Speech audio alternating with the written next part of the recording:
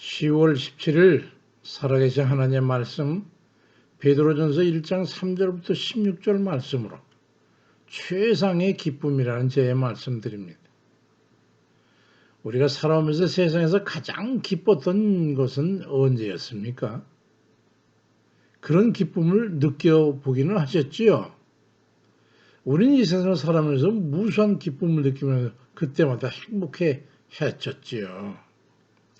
기쁨이야말로 우리를 행복하게 해주는 기원이 되기 때문이지요. 그럼 언제 그런 기쁨을 맛보셨습니까? 항상 기쁘기 때문에 잘 모르겠다고 할 수 있을지 모르지만 그렇다면 더할 나위가 없겠습니다. 그렇지만 아주 특별한 기쁨의 기회가 있었다면 그건 바로 죽음에서 구원을 받은 때였을 겁니다. 아직 그 특별한 기쁨의 기회를 가져보지 못했다면 어쩌면 현재의 삶은 밋밋한 바닷물결의 너울 같은 그런 삶을 살고 있을지도 모릅니다.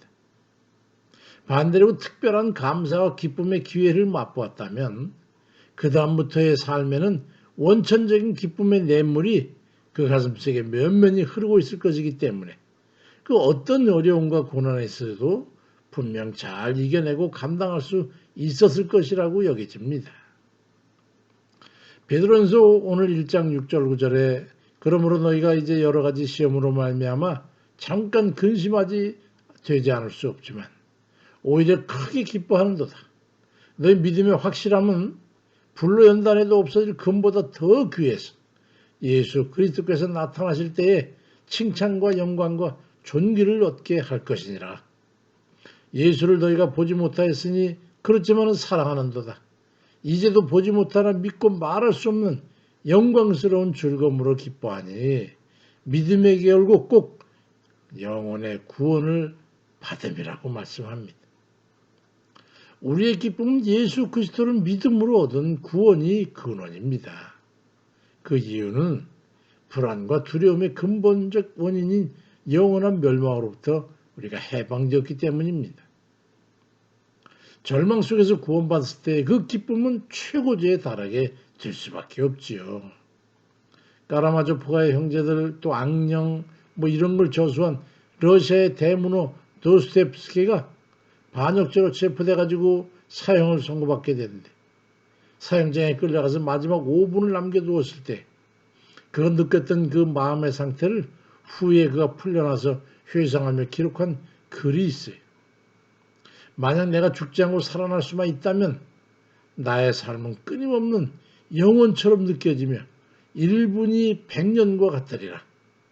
만약 내가 살아남는다면 인생의 단 1초도 소비하지 않을 텐데라고 썼습니다. 머리에 두건이 덮이고 병사들의 총알을 장전하는 소리를 들으면서 그는 얼굴에 비치는 햇빛을 희미하게 느끼면서 곧 영원한 어둠 속에 떨어지리라 생각하고 견딜 수 없는 두려움에 사로잡혀 있는데 갑자기 황제의 특사가 달려와서 사형을 중지하라고 소리를 칩니다.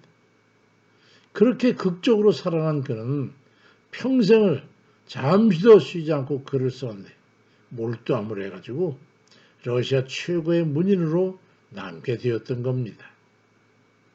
삶에 있어서도 살아있음의 감사의 표현으로 남을 적선하기를 늘 좋아했다고 합니다.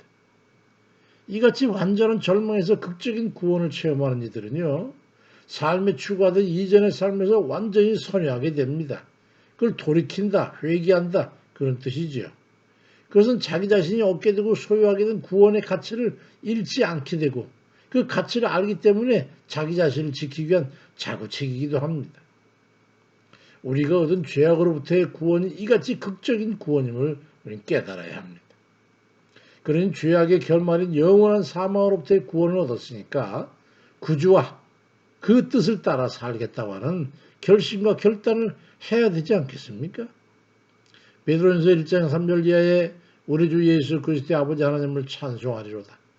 그의 많으신 긍휼대로 예수 그리스도를 죽은 자 가운데서 부활하게 하심으로 말미암아 우리를 거듭나게 하신 산 소망이 있게 하시며 썩지 않고 더럽지 않고 쇠하지 아니하는 유업을 있게 하시라니 곧 너희를 위하여 하늘에 간직하신 것이라. 너희는 말세에 나타내기로 예비하신 구원을 얻기 위하여 믿음으로 말미암아 하나님의 능력으로 보호하심을 받았느니라 말씀합니다. 이러한 영혼 불멸의 구원의 큰 가치를 깨닫게 되면 사람은 당연히 변할 수밖에 없는 겁니다. 그래서 우리는 절망에서 구원받은 이들처럼 그렇게 살아야 합니다. 베드로전서 1장 13절 이하에 그러므로 너희 마음의 허리를 동이고 근신하여 예수 그리스도께서 나타나실 때에 너에게 가져다 주실 은혜를 온전히 바랄지어다. 너희가 순종하는 자식처럼 전에 알지 못할 때에 따르던 너희 사욕을 본받지 말고 오직 너희를 부르신 거룩한 이처럼 너희도 모든 행실에 거룩한 자가 되라고 말씀합니다. 만약에 이전의 삶을 그대로 죄악 가운데 살아가고 있다면 그건 사형장으로 끌려가는 발걸음과 다를 바 없을 겁니다. 이전의 삶과의 단절을 결단해야 되는 거예요. 이미 죄에 대해서는 사망이 선고되어 있기 때문입니다. 로마서 6장 23절에 죄의 삭은 사망이요 하나님의 은혜는 그리스도 예수 우리 주 안에 있는 영생이라고 말씀합니다. 예수 그리스도를 만나 믿음을 고백하고 영접함으로써 특사를 받게 되어 우리가 살게 된 겁니다. 영생을 얻게 된 거예요. 이 극적인 구원의 기쁨과 감사를 어떻게 덤덤하게 받아들이고 다시 이전에 죄악된 삶으로 살아갈 수가 있단 말입니까? 고린도후서 5장 17절에도 그런 중 누구든지 그리스도 안에 있으면 새로운 피조물이라. 이전 것은 지났으니 보라 새 것이 됐다고 말씀하고 있지 않습니까? 이후로는 구원의 감격 가운데 살아야 합니다. 새로운 피조물답게 말이죠. 그렇게 살아야 합니다. 남은 생에는 영원한 구원을 받은 사람처럼 이러한 일들로부터도 주님께 구원을 요청하면서 구원받은 특권을 행사하며 살아야 되는 거예요. 그런 자격이 주어졌어요. 요한복음 10장 24절에도 지금까지 너희가 내 이름으로 아무것도 구하지 아니했지만 이젠 구해라. 그리하면 받으리니 너희 기쁨이 충만하리라고 말씀합니다. 이미 우리는 구원받은 자이기 때문에 매일 구원 요청을 하라 이 말이에요. 간구하는 것은 주 하나님께 구원을 요청하는 거잖아요.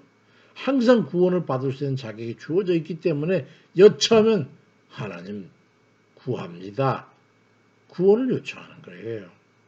마태복음 21장 22절에도 너희가 기도할 때 무엇인지 믿고 구하는 것은 다 받으리라고 주께서 말씀하셨지 않습니까? 이 큰 기쁨을 왜 우리가 누리지 못하겠습니까? 영혼의 큰 구원을 얻은 이들처럼 범사에도 주를 믿고 구원해 주신 주의 뜻을 따라서 거룩한 삶을 살면서 그렇게 살아드리면서 주를 의지하고 주께 의뢰함으로써 범사의 구원을 얻는 그래서 항상 기쁨이 충만한 그런 삶을 살아가시기를 주의 이름으로 축원드립니다. 아멘입니다.